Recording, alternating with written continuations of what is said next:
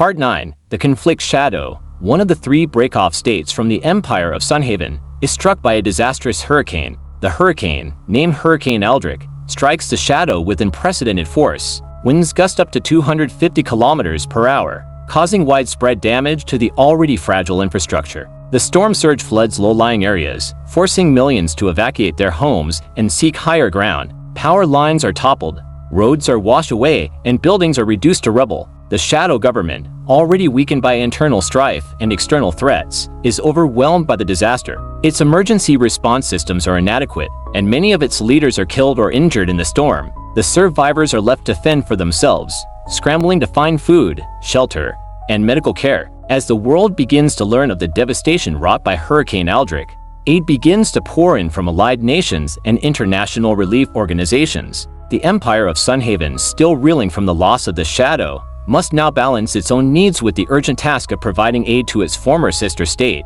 The Demon Lord, now the de facto leader of the Empire, mobilizes his forces to help with the recovery effort. He dispatches his most trusted agents to San Marino to investigate the possibility of safely retrieving the core sacred relic. After weeks of careful planning and reconnaissance, they report back to the Demon Lord with a daring plan to infiltrate the Vatican City and steal the relic while the world's attention is focused on East Shadow's recovery, but then report that shockingly the Empire of Frostreach, the rival empire to the Empire of Sunhaven, has already gotten the core sacred relic, and further reports how they have already returned to their empire, against which war isn't possible currently without crossing lands of neutral states. The Demon Lord, knowing that the Empire of Sunhaven would not be pleased with this news, decides to keep it a secret for the time being. He orders his agents to continue their search for the remaining sacred artifacts while also aiding the Shadow in its recovery. As months pass, the Shadow begins to rebuild under the watchful eye of the Demon Lord. The infrastructure is restored,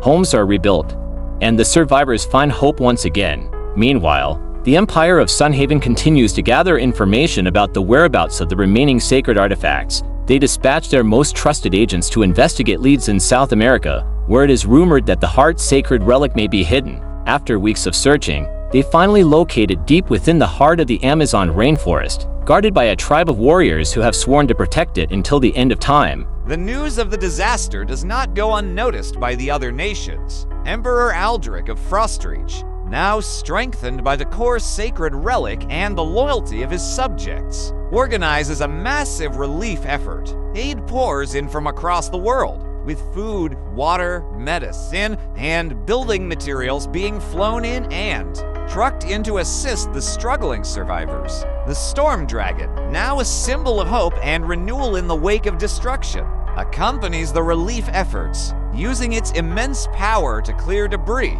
and create makeshift landing zones for aircraft. The undead druids of Brocliant, led by Archdruid Malthus, set up camps to provide medical care and shelter for the injured, while the avatars of the four elements work tirelessly to rebuild the damaged infrastructure. The people of the Shadow, once proud and independent, are now forced to rely on the aid of others. They are humbled by the experience, and many begin to question their government's ability to protect them. The Emperor of Frostreach, seeing an opportunity to bring the Shadow back into the fold, offers his assistance in rebuilding and restoring order, as well as his protection against any further threats. The Shadow's government, recognizing the wisdom and strength that Emperor Aldrich possesses, accepts his offer of aid and protection. They pledge their loyalty to the Frostreach Empire, acknowledging that only by uniting can they hope to rebuild their shattered homeland. Emperor Aldrich, moved by the people's humility and resilience, agrees to accept the Shadow into his fold. He appoints a new governor, a trusted advisor who has proven himself loyal and capable during the relief efforts. The governor, grateful for the opportunity to serve, vows to rebuild the Shadow stronger and more resilient than ever before. The Empire of Sunhaven decides to attempt to research ancient artifacts hidden beneath ruins. They attempt to find in a lost city.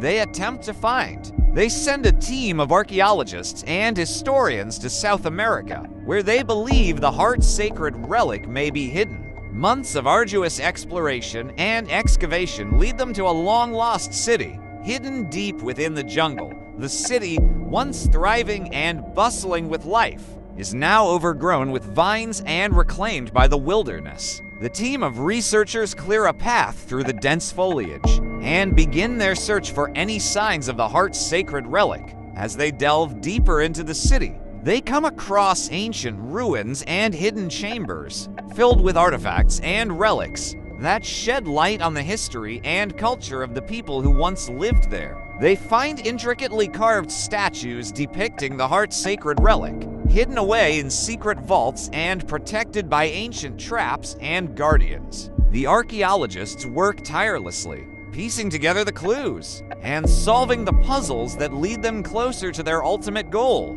Days turn into weeks, and weeks into months as the expedition continues. The team begins to grow weary, but their determination remains strong. They are driven by the knowledge that they are on the brink of discovering something truly significant, a relic that could change the course of history. One fateful day, after hours of painstaking excavation, they uncover a hidden chamber deep within the heart of the city. The chamber is illuminated by a faint, otherworldly light, emanating from a pedestal in the center of the room. Upon the pedestal rests the heart's sacred relic, its glow pulsing with an ethereal energy. The archaeologists approach with caution, their hearts racing with anticipation and fear. As they draw nearer, they can feel the relic's power radiating off of it, as if it is alive. The air grows thick with a sense of reverence and awe. One of the team members, an elderly historian named Dr. Weston, steps forward. His hands tremble as he reaches out to touch the heart's sacred relic. As his fingers graze its smooth surface, he feels a surge of power course through him, like a bolt of lightning. The relic begins to hum, its light growing brighter, and its energy pulsing with an almost audible rhythm. The Empire of Frostreach, hearing that the Empire of Sunhaven has sacred artifacts required for the creation of the true sacred relic, seeks to invade them, but they currently have no direct land border with them, and thus, they decide to invade and attempt to conquer the state of Iowa so as to border the Empire of Sunhaven. The Frostreach Empire, led by Emperor Aldrich, begins to amass a vast army of soldiers, including the Ice Legion, the Storm Dragon, the Avatars of the Four Elements, and the Undead Druids of Broke Climate.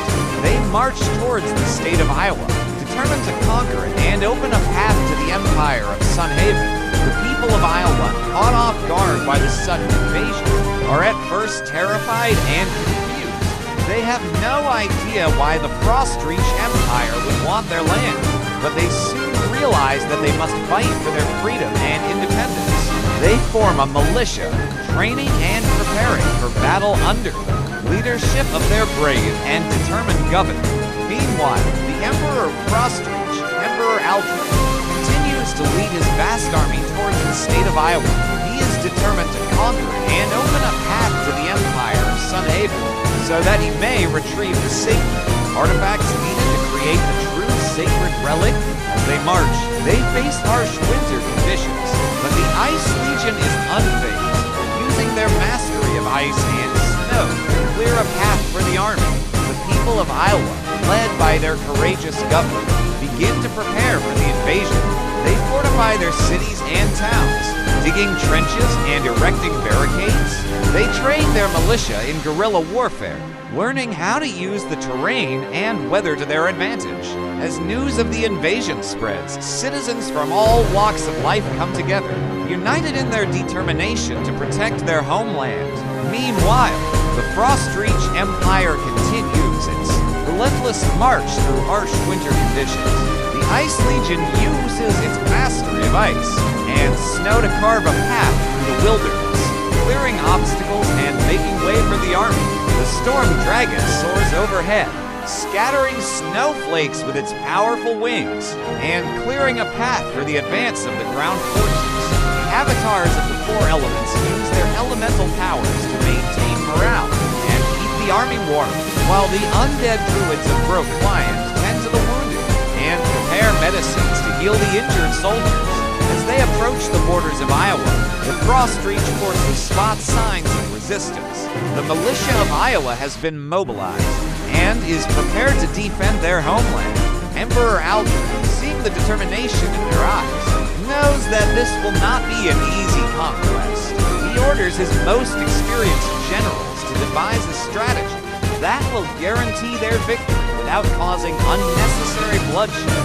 Meanwhile, the people of Iowa continue to fortify their positions and train their militia. The governor, inspired by the stories of the Shadow's survival and rebirth, addresses her soldiers, reminding them of their resilience and the importance of protecting their homeland at all costs. She assures them that they will not be fighting alone, as news of the invasion has spread far and wide, and allies from across the land are beginning to offer their support and aid. The Frostreach forces, led by the cunning generals, devise a plan to infiltrate the Iowa countryside and isolate key strongholds. The Storm Dragon, capable of flying unseen through clouds of snow, is sent ahead to scout the terrain while the avatars, the four elements, manipulate the weather to their advantage, creating blinding snowstorms and icy winds to hinder the movements of the Iowa militia. The Ice Legion, working tirelessly through the night, erects a network of ice walls and towers to funnel the enemy forces into strategic choke points, making it difficult for them to rally and organize a counterattack. Meanwhile, the undead druids tend to the wounded and sick, using their knowledge of herbs and potions to keep the soldiers fighting fit. They also communicate with the spirits of the land, learning the weaknesses of the Iowa defenses, and relaying this information to the commanders. The Emperor himself, mounted on his fearsome ice dragon, flies overhead, observing the progress of the army and issuing orders to his generals. Emperor Aldrich, not wanting any bloodshed, simply uses the core sacred relic to make the entire population of the state of Iowa loyal to him, winning the war without drawing a single drop of blood. The people of Iowa, now loyal to the Frostreach Empire, are shocked at the power of the core sacred relic. They marvel at the wisdom and benevolence of their new leader, Emperor Aldrich, who spared them from the horrors of war. The governor, now loyal to the Emperor, works tirelessly to help rebuild the state and integrate it into the Frostreach Empire. The state of Connecticut, within the Empire of Frostreach, suddenly performs a cyber attack on the state of Mississippi. The attack is a complete success. The computer systems of the state of Mississippi are crippled, and all of their military and law enforcement resources are rendered useless. The people of Mississippi are left vulnerable and defenseless. The attack is swift and brutal, catching the citizens and leaders of Mississippi off guard. In the aftermath of the attack, the state of Mississippi scrambles to respond. They attempt to restore their computer systems and bring their military and law enforcement back online. But it is a difficult and time-consuming process. The citizens of Mississippi are left feeling betrayed and abandoned by their leaders as they struggle to comprehend the scope of the attack and find a way to protect themselves. Meanwhile, the state of Connecticut within the Empire of Frostreach enjoys a brief moment of triumph.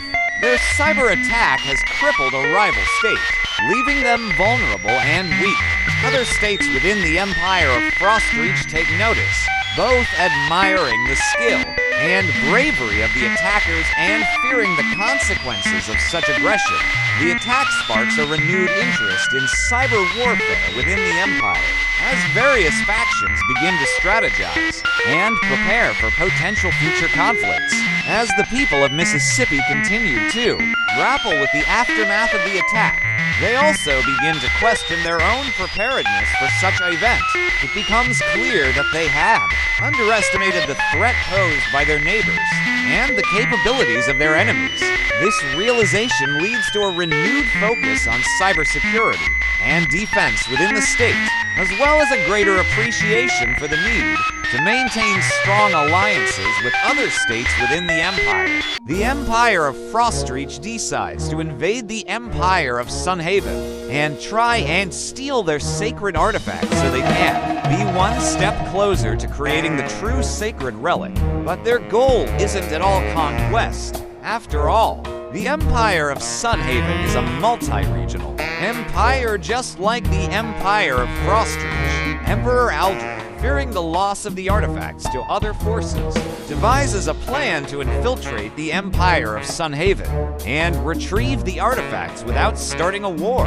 He gathers his most trusted advisors, the Cunning Generals, and presents them with the plan. They agree to send the most stealthy and cunning units of their armies, the Ninja Dragons and the Shadow Legion, to sneak into Sunhaven territory and retrieve the artifacts while the other units, the Storm Dragon, avatars of the Four Elements, Ice Legion, Undead Druids, and the Emperor himself, maintain a defensive perimeter around the border.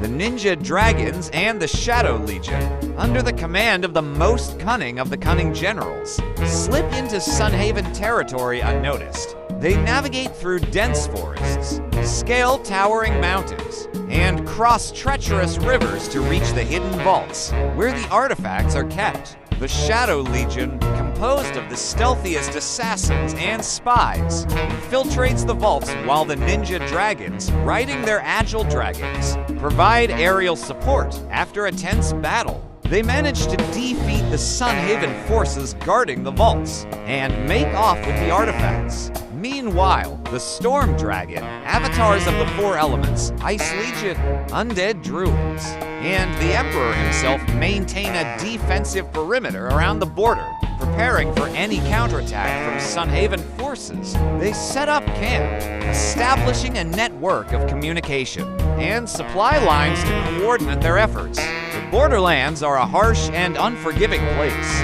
with treacherous terrain and unpredictable weather. But the soldiers of Frostreach are well-equipped and well-trained to handle these challenges. The Empire of Sunhaven, after having had their sacred artifacts, Sacred Relic, and Heart Sacred Relic stolen from them by the Empire of Frostreach in North Dakota, decides to attempt to negotiate the ceasefire with them. The diplomats of Sunhaven send an envoy to the capital city of the Empire of Frostreach, hoping to engage in peace talks and retrieve what was taken from them. The envoy is met with a mixture of suspicion and curiosity by the leaders of Frostreach. They understand the importance of the artifacts and relics and are reluctant to simply hand them over without some sort of concession. The envoy meets the Emperor of Frosthaven, Emperor Aldrich, the descendant and heir of the God Emperor of Sanctity and the Holy Roman Empire Marcus Aurelius himself,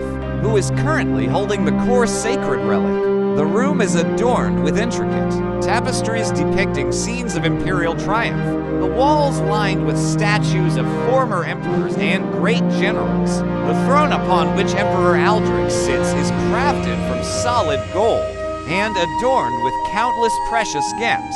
His presence commands respect and awe. The envoy of Sunhaven presents their case, explaining the historical significance of the stolen artifacts and relics and stressing the importance of their return. Emperor Aldrich listens intently, his expression unreadable. After a moment of contemplation, he leans forward in his throne, resting his chin on his hands. He then proceeds to explain that they aren't getting their sacred relics and sacred artifacts back, because by blood, they belong to him and his empire. Emperor Aldrich continues, "My ancestor, the God Emperor of Sanctity and the Holy Roman Empire Marcus Aurelius himself, who I am currently holding the core sacred relic for, entrusted me with the caretaking of these artifacts and relics. They were meant to be a symbol of unity, not a tool of division. By stealing them, you have brought nothing but strife and turmoil upon yourselves." He then continues talking, beginning to berate and belittle the Empire of Sunhaven. Also, your empire carries the blood of the Empire. My ancestor used the true sacred relic to defeat. You aren't worthy to even lay your eyes upon them, let alone touch them, let alone possess them. Emperor Aldric's voice booms through the room, echoing off the walls. The envoy of Sunhaven winces at the words, feeling a mix of anger and frustration rising within them. They attempt to maintain their composure, but it's becoming increasingly difficult. Your words, Emperor Aldric, only serve to further illustrate your unfitness to hold such sacred artifacts and relics. The envoy says, their voice steady despite the turmoil within. You have twisted their true meaning and intent. They were meant to unite all people, not to be used as tools of division and oppression. Emperor Aldric chuckles before speaking. Yes, under my ancestors' empire and mine, the successor of it. Not the empire it was used to defeat, nor yours. The descendant of that wretched empire. Emperor Aldric pauses for a moment, leaning back in his throne, studying the envoy of Sunhaven intently. You speak of unity, of bringing people together, of peace. Yet, your actions speak otherwise. You have attacked our lands, stolen what does not belong to you, and sought to start a war. Tell me, what kind of peace do you truly seek? Emperor Aldric pauses for a moment, before beginning to yell out his next words. I stole what is rightfully mine from your empire. The ones who truly stole them are your empire. And don't even think of declaring war, or I will repeat what my ancestor did, and use them to dissolve your empire, and bring it all rightfully under my control. Emperor Aldric's voice booms out in rage. The envoy of Sunhaven, taken aback by the Emperor's anger, struggles to maintain their composure. They take a deep breath, trying to calm themselves before responding. Your words, Emperor Aldric, only serve to further illustrate your twisted understanding of history and the true intent of these artifacts. They were meant to unite all people, regardless of empire or bloodline. It is you who seek to divide us, to keep us apart. Emperor Aldric bursts out laughing, only because by the end of it, there was only one empire left to unite under. My ancestors. Emperor Aldric is bursting out laughing like a madman. Yet his eyes show that this entire time he couldn't be more calm. Oh, please, spare me the sob stories and the victim complex. It's not like your empire was the one that got to keep the relics after your ancestors' empire was disbanded. Aldric says between bouts of laughter, and don't you dare say that I'm trying to divide you. It's your own damn fault that you attacked us and started this whole mess. If you had just left things as they were, none of this would have happened. Emperor Aldric finally composes himself, his face turning serious. Now, I suggest you take this message back to your emperor. Tell him that I will not give up what is rightfully mine, and that if he continues down this path of war, he will only bring ruin upon his people. The envoy of Sunhaven listens, feeling a mixture of anger, frustration, and fear. They nod solemnly, understanding the gravity of the situation. I will convey your message to my emperor, they say, rising from their seat. However, know that this does not mean peace is impossible. There may still be room for negotiation. Emperor Aldric then begins speaking again. I indeed do seek peace, but my peace doesn't include an empire of Sunhaven, or said empire of Sunhaven holding my sacred relics and sacred artifacts. Emperor Aldric, despite the angry words he is using, couldn't be more calm. The envoy of Sunhaven listens carefully to Aldric's final statement, pondering its implications. They nod, understanding that peace will not come easily in this situation. As they turn to leave the throne room, their heart heavy with the weight of the message they carry. They can't help but wonder if there truly is any hope for reconciliation between their empires. The halls of the palace seem to echo with the tension and uncertainty of the moment, as if the very stones themselves are bracing for the storm that is to come.